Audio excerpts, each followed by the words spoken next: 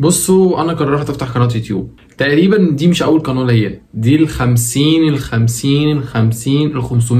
الف قناه ليا.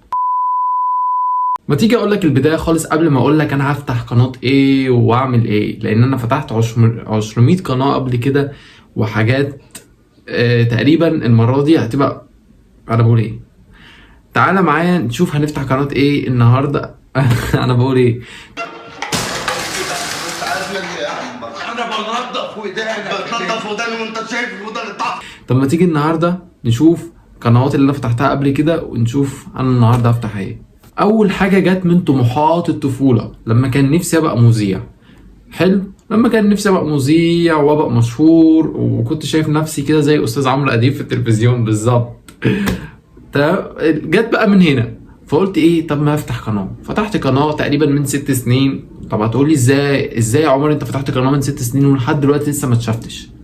قال لك الدنيا نعمل ايه بقى؟ كنت بعمل حاجات محدش يقدر يشوفها. يعني انا بقى تقريبا بعت لواحد صاحبي قناتي القديمه. طبعا هي ضاعت مني انا، لو ما كانتش ضاعت زماني كنت ايه، مسكتها مسحت فرمت ابوها. بس المشكله ان هي ضاعت مني. بعت لصاحبي القناه يتفرج على الاحداث اللي كانت بتحصل. فاهم انت؟ الحوادث ارحم من هنا. بعت له، مات على الضحك، مات. بقيت انا مسخره حواليه. والله نفسي ترجع عشان امسحهم. بعدها عملت قناة تانية، قناة كانت للتحديات والمقالب. كنت بجيب اخويا كده، فاهم انت الحاجات ديت. مثلا كنت جبت كمان صحابي كانوا في الدرس، قلت لهم لا لا لا لا، انتوا مش ماشيين من هنا، انتوا هتيجوا تعملوا معايا التحديات. وجبت توم وبصل، وتقريبا فاكر يوم كده واحد بطنه وجعته واكلته اكل السمك. في التحديات اكلته اكل السمك بتاع حوض السمك. اكلته اكل السمك وتقريبا مات. تقريبا يعني روح للبيت ابوه بسم الله ما شاء الله، اكلته اكل سمك على توم على بصل على كل حاجه. هو انت قلت ايه انت ولا عملت ايه انت ولا انت قلت ايه ولا عملوا لك ايه انت؟ ايوه، ما تستغربش، كان عندي حته هلوسه كده زياده. وبعدها عملت قناه سكتشات. اسمها سكتشات. عملت قناه سكتشات، واللي هي بتاعت الام والاب والاخ والعمه والخاله والجد والجده والجد والجد والجد. ايوه يا عم في ايه؟ مالك؟ علقت ولا ايه؟ حبيت اعرفك مريت بايه، ولحد دلوقتي لسه ما اتشفتش. ليه لسه ما اتشفتش؟ ليه؟ بسم الله ما شاء الله، في ناس بتنزل فيديو واحد تعلى. حظوظ ولا ايه؟ طب انا حظي ايه؟ حظي دايما قليل كده. واخيرا وليس اخيرا، طبعا انا في حاجات مش فاكرها كنت بعملها عبط وانا صغير، وتلاقيني مثلا بنط فلوج من البسين وفلوج مش عارف من ايه. واخيرا وليس اخيرا، مش هطول عليكم، حابب بقى دلوقتي اعرفك انا النهارده جاي اعمل ايه. بكلمكم دلوقتي بعد كفاح 6 سنين في شقة وتعب وعبط.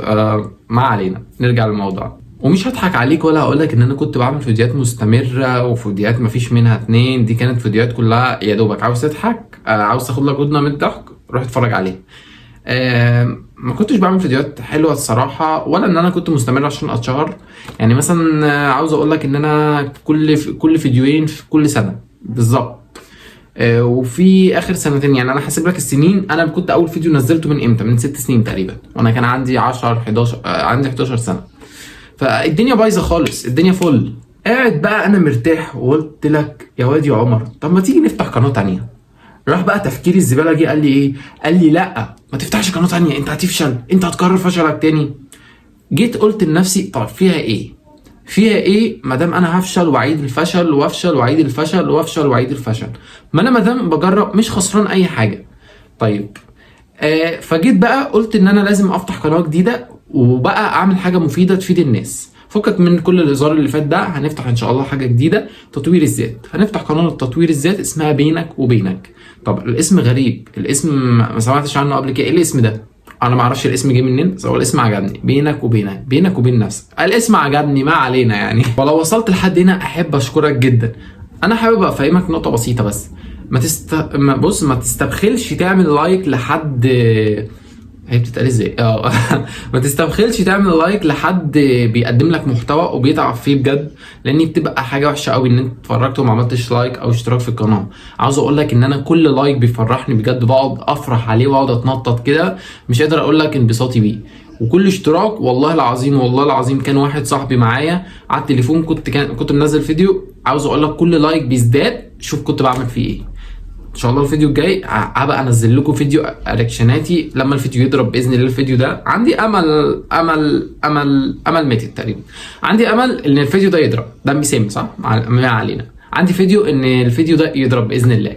كل اللي طالبه منك ما تنساش تعمل لايك واشتراك في القناه وتزعل في ما تنساش تعمل لايك واشتراك في القناه وتفعل زر الجرس عشان يوصل لك كل جديد. ولو وصلت لحد هنا احب اشكرك جدا واستناني في فيديو بكره. سلام.